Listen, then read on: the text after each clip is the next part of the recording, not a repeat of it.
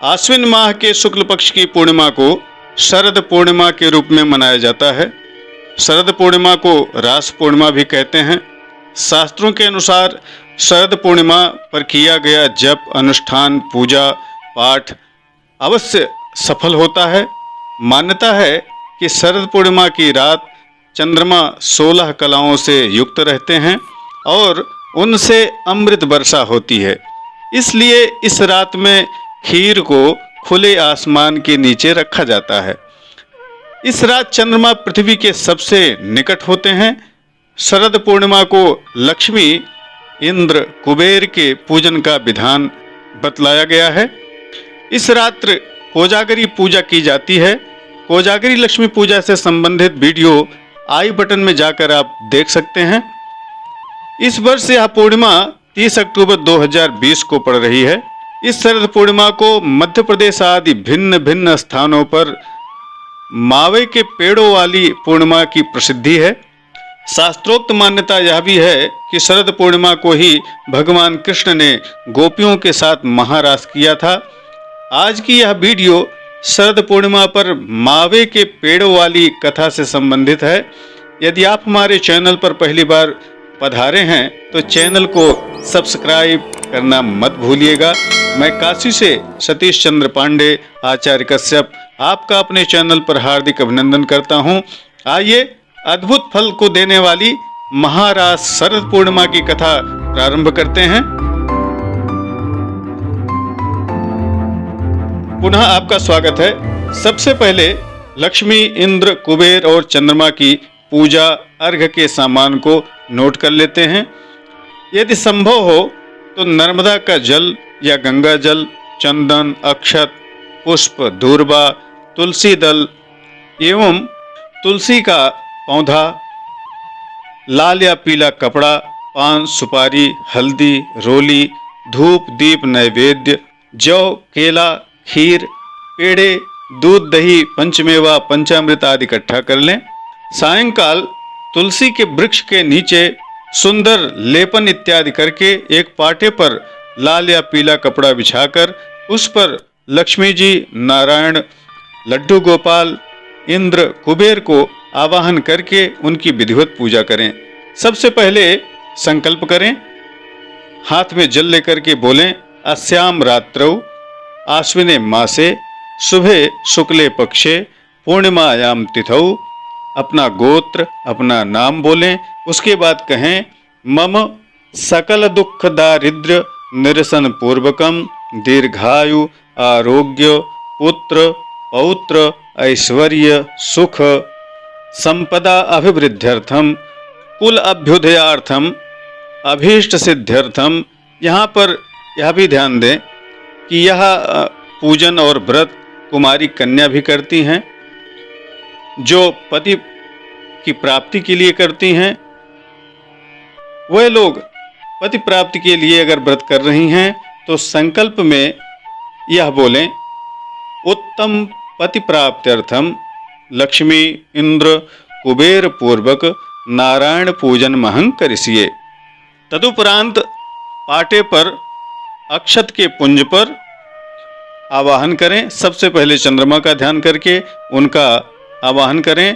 पूर्णेन्दुये नमः, सोमाय नमः, पूर्णेन्दुम आवाहयामि स्थापयामि। सांब सदा शिवाय नमः, सांब सदा शिवम आवाहयामि स्थापयामि। नंदीश्वराय नमः, नंदीश्वरम आवाहयामि स्थापयामि। गणपतये नमः, गणपतिम आवाहयामि स्थापयामि। स्कंदाय नमः, स्कंदम आवाहयामि स्थापयामि। सुरभे नमः, सुरभिम आवाहयामि स्थापयामि। निकुंभाय नमः, निकुंभम आवाहयामि स्थापयामि। भगवत्यै महालक्ष्मी नमः, महालक्ष्मीम आवाहयामि स्थापयामि। इंद्राय नमः, इंद्रम आवाहयामि स्थापयामि। कुबेराय नमः, कुबेरम आवाहयामि स्थापयामि। भगवते नारायणाय नमः, नारायणम आवाहयामि स्थापयामि।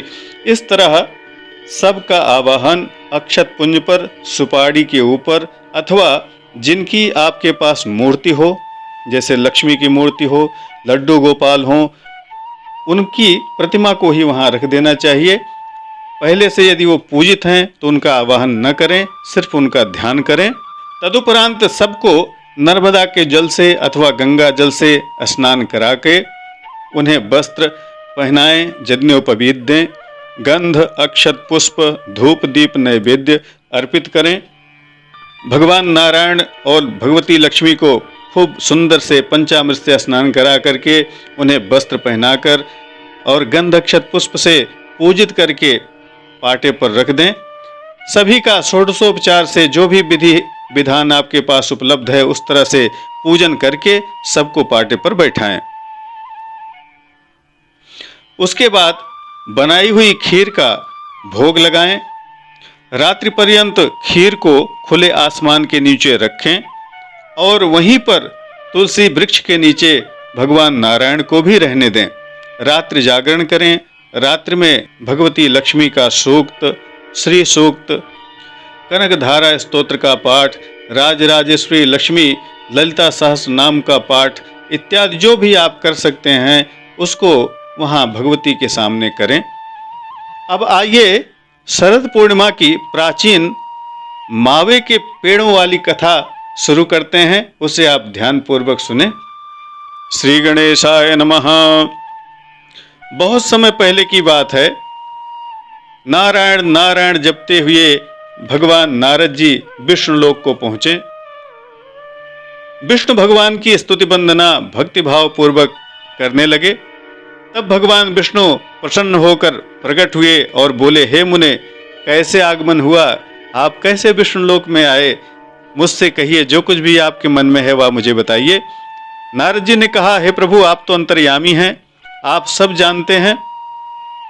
ऐसा सुनकर भगवान विष्णु मुस्कुराए और बोले, नारद जी, आपके मन में जो कुछ भी है आप वह हमसे जरूर कहिए।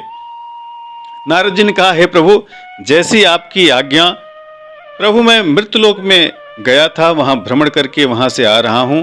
वहां पर देख रहा हूं कि जितने भी प्राणी हैं सभी नाना प्रकार की योनि में उत्पन्न होकर के क्लेश को भोग रहे हैं, कष्टों से दुखित हैं।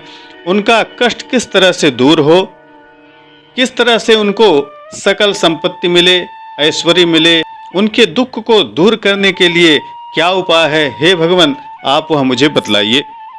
नारद जी के वचन को सुनकर भगवान विष्णु बोले, हे नारद, मैं एक उत्तम व्रत को बतलाता हूँ। इसे शरद पूर्णिमा के नाम से यह जाना जाता है, जिसे कोजागर व्रत भी कहते हैं। उसकी विधि बतलाता हूँ।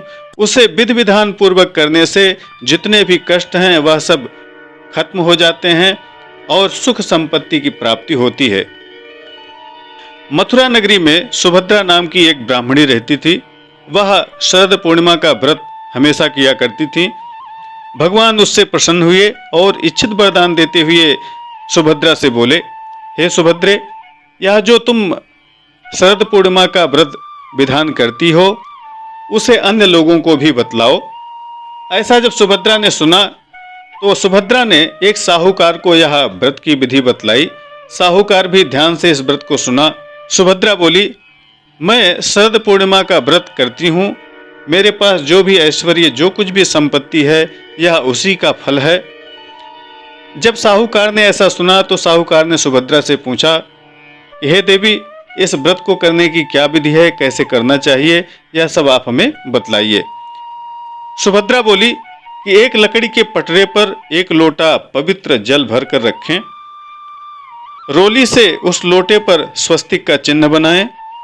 उसके बाद पीतल के गिलास में गेहूं के दाने भरकर वहां पर रखें। गिलास के पास दक्षिणा चढ़ावें। उसके बाद स्वयं अपने मस्तक पर तिलक करें। तदुपरांत 2.5 पाव शक्कर, 2.5 पाव खोआ दोनों को मिलाकर 6 पेड़े बनावें और पूजन करके एक पेड़ा प्रभु को चढ़ा दें और दूसरा पेड़ा स्वयं पति देव के साथ अथवा जिनका भी विवाह नहीं हुआ है वह स्वयं उस पेड़ा का ग्रहण करें। तीसरा पेड़ा अपने किसी मानदान, किसी ब्राह्मण को दें, जैसे भांजे, भांजी, ननद, बहन आदि को दिया जाएगा। चौथा पेड़ा अपनी सहेली से बदलें। यदि सहेली न बदले तो मंदिर में चढ़ा दें। जो सहेली 6 माह व्रत रखे उसे ही वह पेड़ा देना चाहिए। 5वां पेड़ा घर के सदस्यों को बांट दें। छठा पेड़ा जो है उसका फिर से 6 भाग बनावे। पहला भाग तुलसी जी को चढ़ावें, दूसरा गौ माता को खिला दें, तीसरा अहीर को दें, चौथा गर्भवती स्त्री को खिलावें, पांचवा राह में कोई बालक दिखे तो वह 5वां टुकड़ा उसे दें तथा 6वां कुंवारी कन्या को खिलावें। इस प्रकार 6 पेड़ा वितरित करना चाहिए। लोटे में रखे हुए जल से जब चंद्रमा उदय हो तो चंद्रमा को अर्घ्य प्रदान करें। इस तरह से सुभद्रा ने साहूकार से समस्त व्रत की विधि को बतलाया। साहूकार अपने घर गया और अपनी पत्नी से यह व्रत रखने के लिए कहा। तब उसकी पत्नी ने वह व्रत की विधि पूछी। साहूकार ने उसे व्रत की विधि बतलाई। साहूकार की पत्नी ने उस व्रत को किया, जिसके फल से, जिसके प्रभाव से साहूकार को 2 पुत्रियां उत्पन्न हुई। उसके घर 2 कन्याओं का जन्म हुआ। बड़ी का नाम उसने सावित्री रखा और छोटी का नाम चंद्रमुखी। दोनों कन्याएं पूजन कार्यों में बहुत रुचि रखती थीं। वह बहुत तेजी के साथ अपने पिता के घर में बड़ी होने लगी। प्रतिदिन पूजा पाठ किया करती थीं। बहुत जल्दी से देखते देखते वह बड़ी हो गईं, विवाह के योग्य हो गईं। उनका विवाह संपन्न घराने में करा दिया गया। दोनों बहनें शरद पूर्णिमा का व्रत करती थीं। बड़ी बहन सावित्री बहुत ही विधि विधान से व्रत करती थी, अतः उसे सुंदर संतान की प्राप्ति हुई।